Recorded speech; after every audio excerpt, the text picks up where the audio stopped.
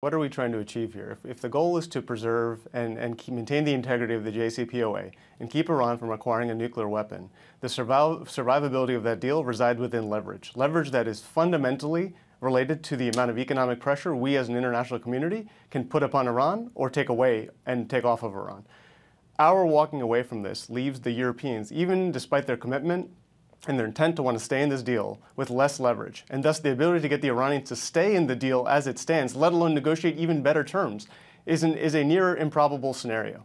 And the notion that somehow, the Europeans or others may cite issues with how we approach the sanctions regime and try to deliver it in international bodies is a very drawn-out process. Just to remind our viewers, Nitin, a few years back, we had a hefty fine slapped on French bank BNP for a deal that was done with Iran, and because it had involved U.S. dollars.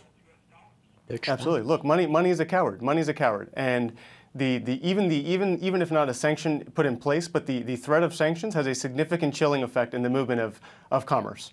And ultimately, our ability to influence Iranian behavior on the nuclear file. And oh, by the way, I agree with my colleague Salman and the ambassador that Iran is doing a whole bunch of very concerning stuff, if you will, in the region, both for its export of instability, but also on the ballistic missile dimension, which is a separate topic, and we should talk about it. But fundamentally, keeping this regime away from a nuclear weapon is part and parcel, has to do with our ability to preserve this deal.